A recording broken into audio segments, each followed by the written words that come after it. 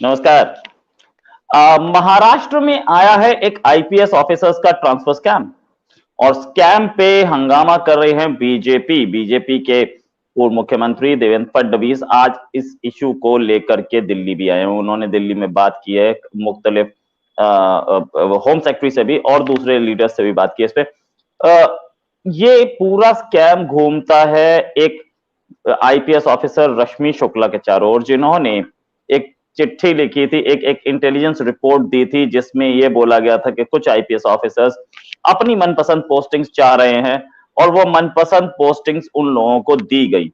उस पे उन्होंने कुछ कॉल रिकॉर्डिंग भी दी है, उन्होंने बहुत सारे ट्रांसक्रिप्ट दिए इस पे, लेकिन इस पर कोई महाराष्ट्र गवर्नमेंट ने एक्शन नहीं लिया। साथ में महाराष्ट्र गवर्नमेंट ने उनकी शंटिंग पोस्टिंग भी कर दी। इसी पर बात करेंगे BJP spokesperson Gulrez Sheikh sahab से। गुलरेज साहब, आपका स्वागत है हमारे शो पे।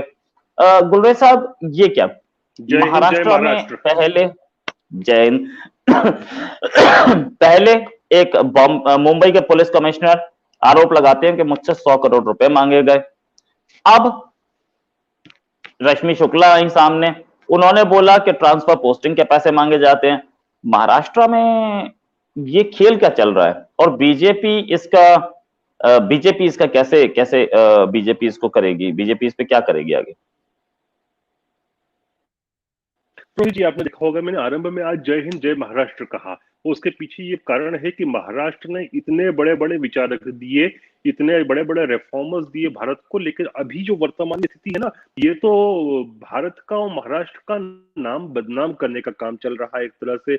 अब देखिए कि मुकेश अंबानी के घर के बाहर जो जिलेटिन की छड़ें मिली, उसके बाद परमबीर सिंह जो कि फॉर्मर और तत्कालीन जो पुलिस कमिश्नर थे मुंबई पुलिस के, उनका जो लेटर बॉम्ब आता है, अब रश्मि शुक्ला का आता है। और ये जो आता है ना, दोनों चीजें, परमबीर सिंह जी का भी और रश्मि शुक्ला का भी, ये विदाउट एविडेंस नहीं है, क्योंकि परमबीर सिंह ने भी जो लेटर निकाला था उद्धव ठाकरे जी के नाम पर, उसमें सबको नामजद किया था कि कौन किससे मिलता है, बैठक में कौन उपस्थित रहता है, कितनी तारीख को होता है, वह सब था। और आज जो हुआ है रश्मि शुक्ला का, उसके बाद एक 6.3 जीबी के समथिंग की एक पेन ड्राइव भी है। आप ही समझिए कि 6 जीबी से ज्यादा की पेन ड्राइव में यदि संवाद मिलते हैं, टेलीफोन रिकॉर्ड्स मिलते हैं, बातचीत निकलती है, तो कितने घंटों का रिकॉर्ड होगा। आप समझिए कि आप फोन में जो लोग, मैं तो खैर एप्पल का डिवाइस यूज करता हूं तो उसमें तो कभी रिकॉर्डिंग होती नहीं है, लेकिन जो लोग फोन में भी रिकॉर्डिंग करते हैं, जो एंड्रॉइड वर्जन यूज करते हैं, 25-30 जीबी के फोन के अंदर साल भर रिकॉर्ड होता रहता है, तब भी उसकी स्पेस खत्म नहीं होती। तो आप सोचिए कि 6 जीबी में कितने घंटों का रिकॉर्ड होगा। तो ये एक बहुत बड़ी चीज है। और मैं हमेशा एक बात मानता हूँ ना, कि ये जो करप्शन आता है ना रोहित जी, वो अकेला नहीं आता, उसके साथ उसके अंडे बच्चे भी आते हैं। तो हमने जो देखा कि गृह मंत्री एसीपी डीसीपी को जो बार बार प्रेशराइज करते हैं महाराष्ट्र के गृह मंत्री, की उनको मुंबई शहर के जो बार्स हैं, रेस्टोरेंट्स हैं, अन्य प्रतिष्ठान हैं, उनसे 100 करोड़ रुपए प्रति माह चाहिए, इस प्रकार की बातें होती है। तो ये एक तरफा नहीं होता, ऐसी पोस्टिंग्स होती हैं। मैं नहीं कह रहा कि अभी उन्होंने एसीपी डीसीपी के ऊपर टारगेट लगा रहा हूं, क्योंकि ये तो इन्वेस्टिगेशन का विषय है, मैं किसी को भी नामजद नहीं कर रहा हूं।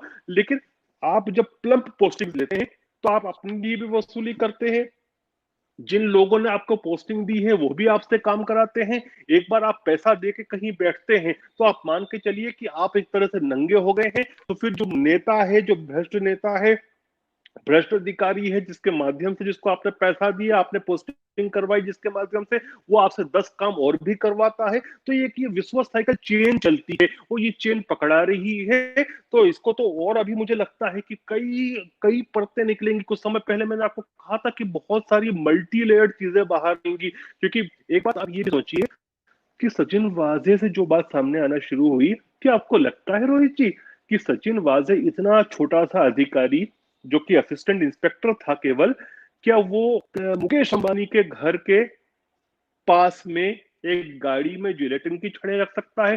फॉरगेट मुकेश अंबानी, मैं कहता हूं इतने वीवीआईपी एरिया के अंदर वो भी जिलेटिन की छड़ें, कोई कट्टा वट्टा की बात नहीं, कट्टा रख दिया उसने। इतना छोटा अधिकारी के ऊपर कितने बड़े अधिकारियों का हाथ होगा, या कितने बड़े राजनीतिक नेतृत्व का हाथ होगा, जिसकी इतनी औकात हो गई है सब करने की। मैं तो समझ के ये शब्द यूज कर रहा हूँ, औकात। वरना इतनी औकात होती नहीं है कि ये सब कर ले। तो इसके पीछे कौन लोग हैं? वो बहुत बड़े लोग होंगे, जो भी होंगे। आप सोच सकते हैं इस विषय पर भी। दूसरी बात आप ये भी देखिए कि महाराष्ट्र सरकार के ऊपर जो हम बार बार कह रहे हैं कि महाराष्ट्र सरकार को तो खुद ही रिजाइन कर देना चाहिए या राष्ट्रपति शासन लगाना चाहिए। मैं तो बार बार ही डिमांड कर रहा हूँ इस चीज की, क्योंकि आप ये देखिए कि सचिन वाजे के ऊपर यदि तत्कालीन गृह मंत्री ने, अनिल देशमुख ने, जो वर्तमान में भी गृह मंत्री, उन्होंने किसी प्रकार का 100 करोड़ रुपया प्रति माह कलेक्ट करने का, वसूल करने का प्रेशर भी बनाया था, तो अनिल वाजे, सचिन वाजे ऐसा व्यक्ति था जिसके शिवसेना के टॉप नेतृत्व से सीधे संबंध थे। वह शिवसैनिक था, इसीलिए उसको जो हाई कोर्ट ने सस्पेंड किया, उसके बाद वापस से ट्रंप जगह पर पोस्टिंग मिली।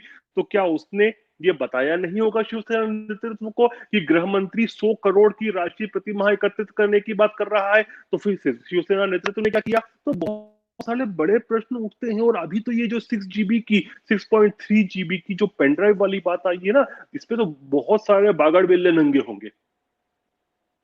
ओके, पेन ड्राइव की बात, अगर रश्मि जी इतनी ही क्लियर थी और इतना ही वो था, तो उद्धव ठाकरे उन्हें सस्पेंड कर सकते थे, गड़बड़ था। और रश्मि जी के साथ भी ये था कि रश्मि जी अगर वो थी तो वो कोर्ट में जा सकती थी, वो कोर्ट में नहीं गई।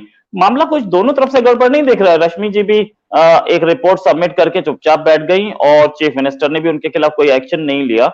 उनसे पूछा जा सकता था कि ये आपने कैसे किया, कहां से किया, इस पर कोई एक्शन लिया जा सकता था। मामला दोनों तरफ से, और इतने टाइम बाद ये रिपोर्ट बहुत पहले सबमिट हुई थी, तो बीजेपी भी इतने दिनों बाद इस इशू को क्यों उठा रही है?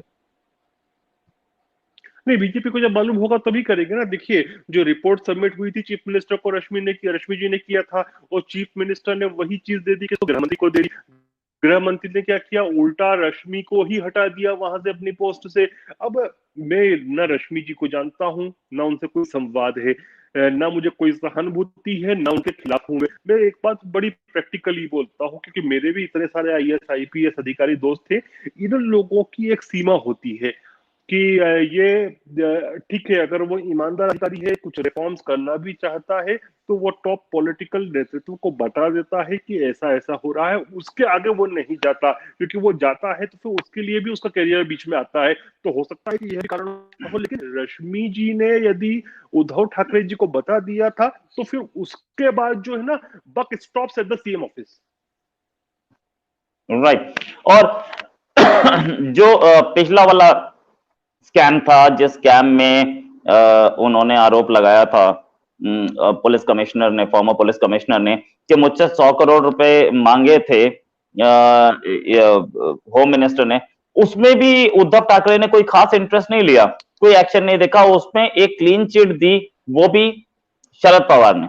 अब शरद पवार अपने एक होम मिनिस्टर जो होते हैं वो लायबल होते हैं अपने चीफ मिनिस्टर के लिए, क्लीन चिट शरद पवार दे रहे हैं। कुछ गड़बड़ नहीं दिख रही इसमें आपको? मुझको पर्सनली, मैं पॉलिटिकल सेंस से बात कर रहा हूँ, केवल एज अ पतो पॉलिटिशियन बात कर रहा हूँ, कि मुझे ऐसा लगता है कि शरद पवार, यदि हम पॉलिटिकल माइंड से सोचे, तो शायद इसलिए ऐसा कर रहे होंगे क्योंकि उनको दिख रहा होगा कि ये सरकार उनकी मेहमान नहीं है, ये गिरेगी, और जल्दी ही हो सकता है कि चुनाव हो। और जब चुनाव होते हैं तो शिवसेना के ऊपर ऑलरेडी एक टैग लगा हुआ है कि वसूली पार्टी होने का। अब यदि अनिल देशमुख, जो कि एनसीपी के विधायक हैं और गृह मंत्री हैं, वरिष्ठ नेता हैं एनसीपी के, यदि वह, उनके ऊपर कलेक्शन की बात आती है और उनका इस्तीफा होता है, उनको पार्टी सपोर्ट नहीं करती है, तो एनसीपी के ऊपर भी आरोप लगेगा, उसके ऊपर भी एक पंचनाइन लग जाए कि एनसीपी भी जो है वह भी वसूली पार्टी है। ऑलरेडी उसको बोलते हैं नेचुरली करप्ट पार्टी, एनसीपी का full form naturally corrupt party. तो फिर जब ऐसी स्थितियां बनती हैं, तो पॉलिटिकल सेंस में आप सोचिए ना कि पॉलिटिकली वो, अभी मैं नैतिकता की बात ही नहीं कर रहा, मैं पॉलिटिकल माइंडसेट से बात कर रहा हूँ। मुझे लगता है कि शरद पवार इसलिए सपोर्ट कर रहे हैं कि वरना पार्टी डूब जाएगी। और आप ये भी देखिए, क्या अगर अगर इसमें सच्चाई है और चीजें सामने, क्योंकि बहुत सारे उन्होंने, जो परमवीर सिंह जी ने बहुत सारे नाम भी दिए हैं कि ये डीसीपी, वो एसीपी को बुलाया गया, प्राइवेट सेक्रेटरी का नाम दिया है कि वह भी मीटिंग में उपलब्ध था। इसमें सच्चाई निकलती है तो क्या अकेला होम मिनिस्टर 100 करोड़ रुपए महीना खा रहा था? संभव नहीं है। क्या पार्टी में कितना पैसा दे रहा है, यह भी बात उठती है। फिर बहुत सारी चीजें उठती हैं। फिर एनसीपी के जितने भी विभाग, दूसरे मंत्री क्या कर रहे थे, उनके टारगेट कितने सेट थे। फिर दूसरा बात ये उठेगी कि यदि मुंबई से 100 करोड़ तो पूरे महाराष्ट्र कितना। Right right. तो जो मैं एक पंच लाइन दूं, मैं एक पंच लाइन में भी देता हूं, गोलमाल है भाई, सब गोलमाल है, सीधे रास्ते पर टेढ़ी चाल है, गोलमाल है, बस। देखिए गोलमाल पकड़ाया है। ये जिस तरीके का आईपीएस ऑफिसर्स का रिवोल्ट हमें दिख रहा है महाराष्ट्र में, उस तरीके का रिवोल्ट पूरे पूरे कंट्री में कहीं नहीं देखा गया। एक आईपीएस ऑफिसर जो कि मुंबई के पुलिस कमिश्नर रहे हैं, वो सामने आए, उन्होंने आके बोला मुझसे पैसे मांगे गए। एक और आईपीएस ऑफिसर ने आरोप लगा दिए कि पोस्टिंग्स जो हो रही हैं वो, और एक बड़ी चीज जो आज फडणवीस साहब ने भी बोली कि जो उन्होंने अपनी रिपोर्ट में पोस्टिंग्स लिखी थी कि ये ऑफिसर ये पोस्टिंग मांग रहा है, ये मांग रहा है, ये मांग रहा है, वो पोस्टिंग्स की गई। तो कहीं कहीं कहीं आपको गड़बड़ घालमेल दिख रहा है, और ये अपनी मनचाही पोस्टिंग्स क्यों ली जाती हैं, और उसमें गवर्नमेंट का क्या फायदा होता है? सर, मुंबई माया नगरी है, सब माया है, सब माया है। देखिए, आप समझिए कि ये जो सब चीजें साक्ष्य के साथ सामने आ रही है, क्योंकि अगर पेन ड्राइव के अंदर एविडेंस मिलते हैं, उसकी फोरेंसिक जांच हो सकती है। जो परमबीर सिंह जी ने चिट्ठी लिखी, उसमें जिन जिन के भी नाम लिखे हैं, उनको कोर्ट न्यायालय बुला सकता है कि उनसे प्रश्न किया जाए। फिर मैं दूसरी चीज कहता हूँ और डिमांड भी करता हूँ आपके प्लेटफॉर्म के माध्यम से कि होम मिनिस्टर के विषय में बड़ी बहुत सारी बातें चल रही है कि होम मिनिस्टर साहब एडमिट थे, वो होम क्वारंटीन में थे, तो उनके ऑफिस के और उनके जो घर के जो कैमराज हैं उनकी एक्सेस दे दी जाए और उनकी फोरेंसिक जांच करा ली जाए। दूध का दूध, पानी का पानी हो जाएगा ना सर। कोई हम उस राइट। मध्यकाल में तो रह नहीं रहे, हम नवयुग में रह रहे हैं। हर जगह सीसीटीवी कैमरा होते हैं, उनकी फोरेंसिक एविडेंस जांच हो जाएगी कि कब कौन से तारीख को कितनी बजे क्या हुआ था। देखिए, फाइनली मैं बोल रहा हूँ कि ये जो एक तरह से ये सरकार और जो भ्रष्टाचार हुआ है, ये एक्सप्लोड नहीं हुआ, ये इम्प्लोड हो रहा है। जब सिस्टम इम्प्लोड होता है ना, तो अंदर से ही उसके अंदर ब्लास्ट होता है, वो कोलैप्स हो जाता है। तो उस स्थिति पर जाती हुई मुझे चीजें दिख रही है कि सिस्टम इम्प्लोड हो रहा है, और इम्प्लोजन जब होता है जब एक चरम सीमा हो जाती है। आप ये सोचिए कि अगर 100 करोड़ रुपए प्रति माह कलेक्शन का टारगेट मुंबई से दिया जा रहा है, वो भी किस समय में, जब कोरोना वायरस चल रहा है, जब ऑलरेडी जो रेवेन्यू कलेक्शंस कम है, तब भ्रष्टाचार का 100 करोड़ का टारगेट सेट है। यदि ये नहीं होता, तो कोरोना वायरस नहीं होता, तो कितना होता, 500 करोड़ होता क्या। फिर दूसरी चीज आप ये भी सोचिए कि एक तो इन्होंने कहा था कि बियर बार से पैसा कलेक्ट किया जाए, दूसरे प्रतिष्ठानों से किया जाए, और दूसरी चीजें क्या हो सकती हैं जहां से पैसा आ सकता है।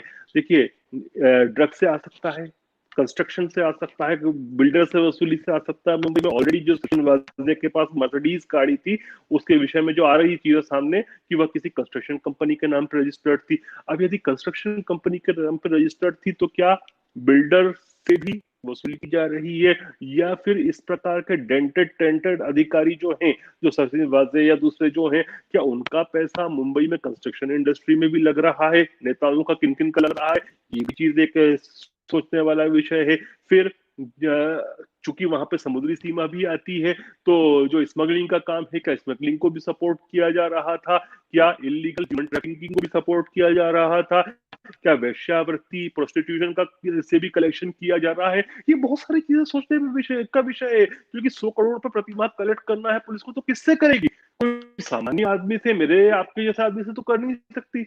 आप सीधी बात सोचिए कि कुछ ना कुछ गलत काम करवाए पुलिस, कि या तो बैटिंग, क्रिकेट बैटिंग चलने दे, जुआ सट्टा चलने दे, अपने संरक्षण में चलने दे, या फिर गुंडागिर्दी चलने दे, वहां से हफ्ता वसूली हो, ऐसे ही पैसा आएगा ना, वरना कैसे आएगा पैसा? Right right. तो अब एक फाइनल क्वेश्चन आपसे, क्या आपको लग रहा है कि ये महाराष्ट्र गवर्नमेंट कितने दिन टिकने वाली है?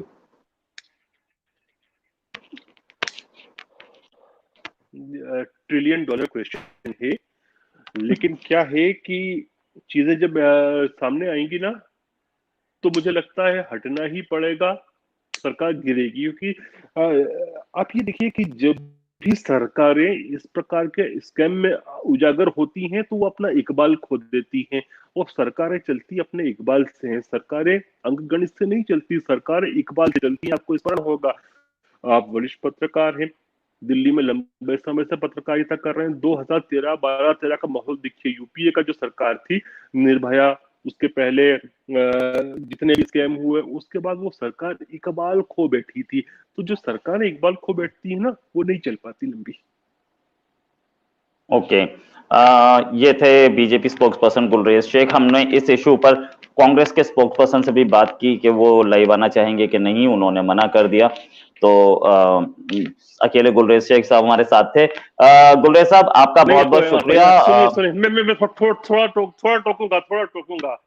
कांग्रेस ने ना वो वेट एंड वॉच की पॉलिसी पे अमल कर नहीं आता, आपने गलत व्यक्ति को बुलाया, आपको बुलाना था एनसीपी को।